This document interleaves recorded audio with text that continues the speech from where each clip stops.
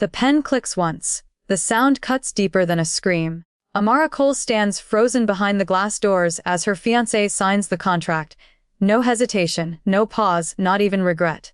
$50 million. That's the final price of 3 years. Of late nights. Of loyalty. Of love reduced to ink. The woman beside him smiles with practiced grace. Manicured fingers curled around his arm like proof of purchase. Cameras flash. Applause breaks out. Someone laughs and calls it a wise decision. Amara's vision blurs. Her knees nearly give way. Then the doors open. The room falls silent. A tall Korean man steps inside, dressed in black, his presence heavy enough to bend the air. Even men who own cities straighten without realizing why. His eyes scan once, then lock onto Amara. Not pity, not surprise, recognition. He walks past the investors, past the groom who just sold her. He stops inches from her face. "Mrs. Han," he says calmly, voice low and lethal. "You shouldn't be standing." Whispers explode. Mrs. Han. Amara has never heard that name before, but the way her ex turns pale tells her everything. And when the stranger offers his arm, she understands the truth. This betrayal didn't end her story. It redirected it.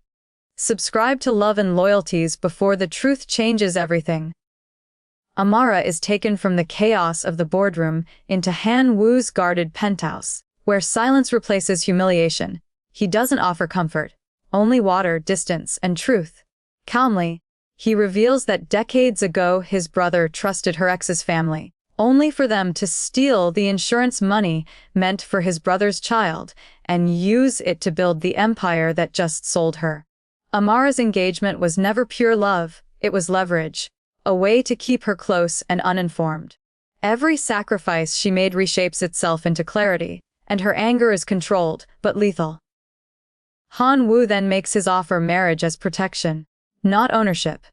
His name would shield her from retaliation, his power would give her safety and choice. He states boundaries with precision. No touch without consent, no lies, no cage. Still, the imbalance is undeniable. Amara has lost her future and her public standing, while Han Woo controls the danger, the narrative, and the exit. When she demands to know what he gains, he answers without flinching: delayed vengeance, corrected legacy, and a partner who chooses with open eyes. He slides a small velvet box across the table. Inside is a simple ring. "Say no," he tells her calmly, and walk away untouched. Amara is pulled into Han Woo's world with no gradual descent. Only a sudden elevation into private jets, fortified estates, and rooms where silence feels armed. Everywhere she goes, she senses protection layered with threat. Han Woo never flaunts control, yet it surrounds her constantly. He tests her not through dominance, but restraint. He gives her space, waits for her words, and never crosses a boundary without permission. He answers her questions with truth, even when the truth is dark.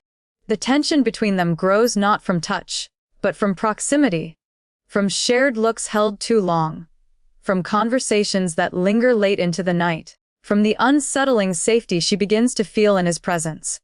Slowly, Amara starts to see beyond the reputation. The monster the world fears is a man governed by discipline, loyalty, and a brutal sense of responsibility. Still, cracks appear. A locked room she is warned not to enter.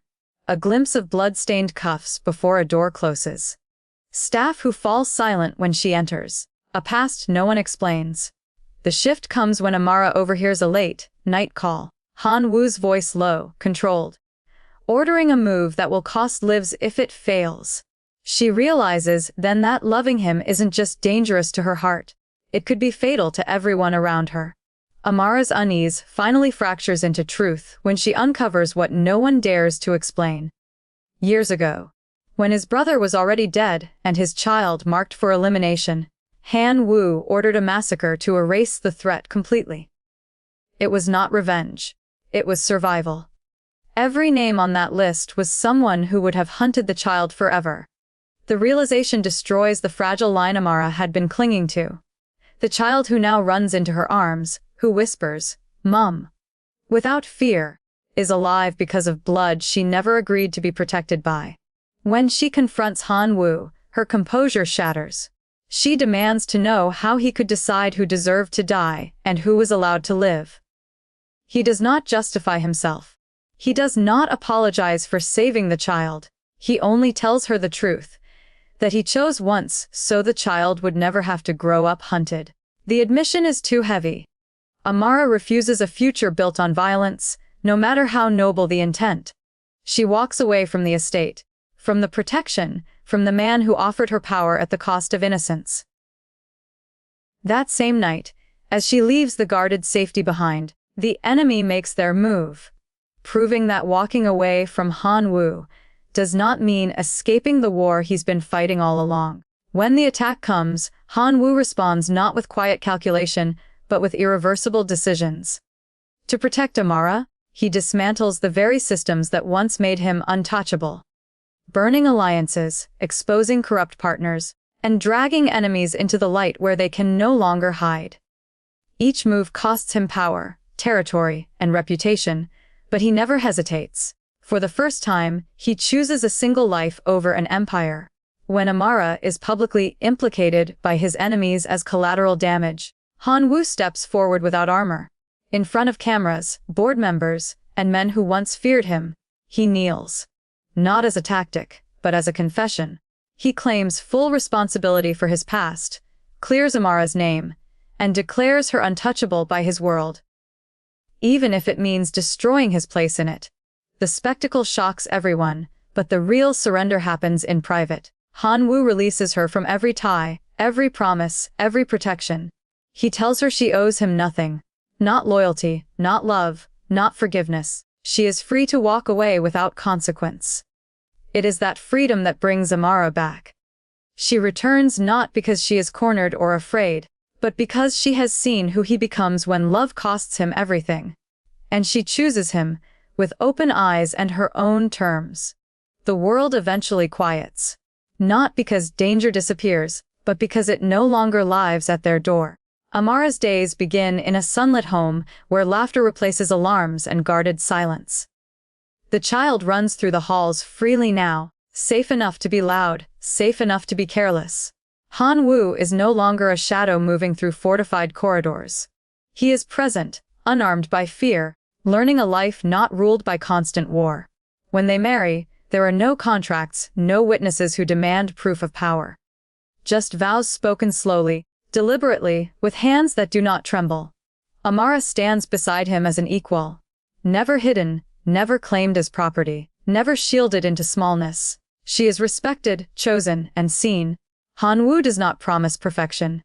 He promises honesty, protection without possession, and a loyalty that no longer needs violence to exist. Together, they build something quieter than an empire and stronger than fear.